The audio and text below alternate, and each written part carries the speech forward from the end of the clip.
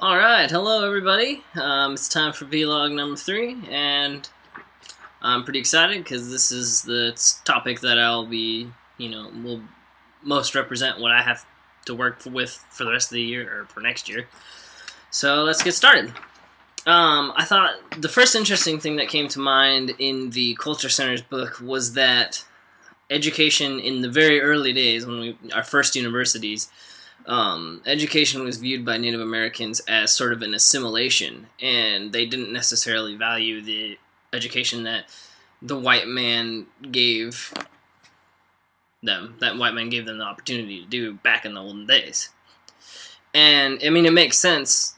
I can totally understand that coming from the background that I have, that I've been around people who still to this day don't think that the education that they get at predominantly white schools really matters and will have any effect on their tribe or their families or anything of that sort of nature. And so I totally understand where that's coming from. Another big topic that I saw was that the Native American students in universities and post-secondary school, they only represent 1% of the student population, and that's kind of it's a hard thing to deal with because they're very, very underrepresented, and therefore they aren't heard as a population as much as they probably should be. And that's kind of one of the jobs as a cultural center, is to get the word out there. And I feel like at Oregon State we do a pretty good job of that, because I know, thanks to our cultural centers, all these underrepresented cultures, whether being Native American or Latino, Latina, or anything of that sorts, is they have a voice because of us, and I think we do a pretty good job of making sure that they keep that voice. So one thing that I thought was a key concept was that a lot of the issues that we have to deal with as culture centers relating to Native American students, they all kind of form, a lot of them, not all of them, kind of form before they even come to school. Some of the struggles that they face aren't necessarily because they're at school, it's because of their life outside of school or before school. They might not have had a good enough or an adequate education coming into college. They might not have the funds. There's a lot of factors that go into that, and I totally see that. I don't know how many people that I know that, not because of their ability, but because of their situation back at home, never got a chance to go to college.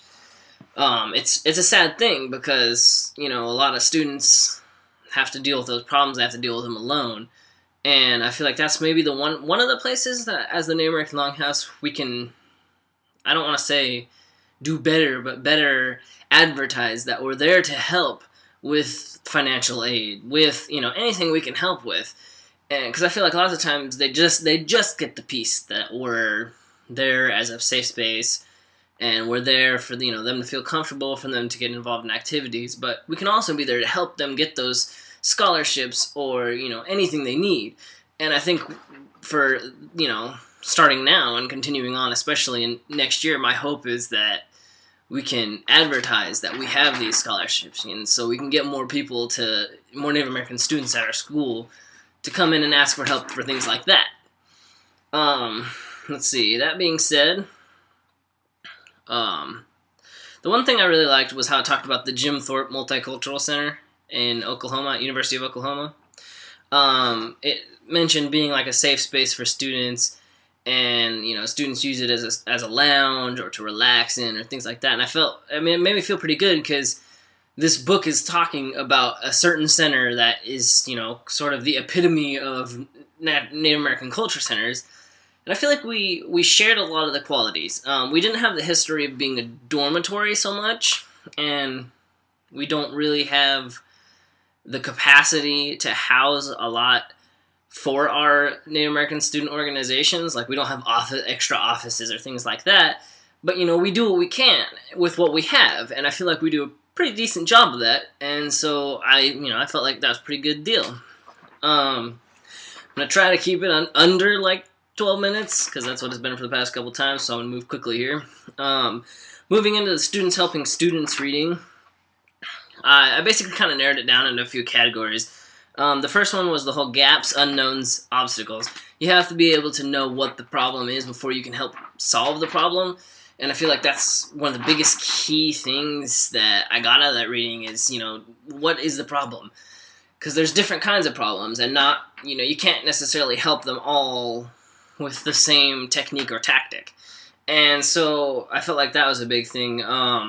Setting goals that are relevant to each person. So if somebody is taking a chemistry class, and so they have, let's say, an unknown because they don't know some part of this chemistry class, it wouldn't make sense to set them a goal to read a biology book. I know that's a common sense kind of thing, but there's closer things that, closer goals that you could set that still wouldn't be relevant. I'm just using it as a kind of an obvious one to get my point across. So I think that's a really big thing. Another one is an action plan. You can set as many goals as you want, but if you don't have a plan to take action and to actually move on with what you're trying to achieve, then I feel like you're a lot less successful. When you have steps out in front of you that can sort of guide you on your way and lead you on the way, it makes it a lot easier to actually carry out. And so I thought that was a big deal. The other thing was the evaluation of your outcomes. That is a huge deal, because if you don't recognize what you've done, you never know. Like, you don't know to reward yourself. You don't know if you've achieved your goals. And so I feel like that's a big thing. It's kind of like, so weight loss. I'm just going to use this as an example. But if you're trying to lose 20 pounds, if you don't weigh yourself, how are you going to know if you lost 20 pounds? You could have lost 30 pounds, but you're still acting like you haven't achieved your goal, even though it's just because you haven't weighed yourself. So you need to have that evaluation. And it's not, and you can have evaluation along the process. You don't have to wait until you think it's the end. You could do evaluations in between the beginning and the end, and see how you progress so far, and that'll kind of maybe even shape your further action plan to see where you have to go. And so the last thing I really want to talk about, which I really love these kinds of things, is thinking out of the box. So problem solving out of the box. I think a lot of people just do the first thing, the most generic thing that they can, help with or achieve a goal with. And I think thinking out of the box, not only is it mentally refreshing, but it increases your chance of succeeding because you're trying other things. You're not trying the same thing over and over and over again. You got to think outside the box and kind of add some variety. It's like eating a salad. If you're going to eat a salad, you don't want the same dressing and the same leaves every single day, or you're going to get bored of that salad and you're going to stop eating it. And, it's kind of along the same lines. So that's really where I want to leave you today. So I want to try to keep this readable or listenable. I don't know if that's a word. But I will see you next week.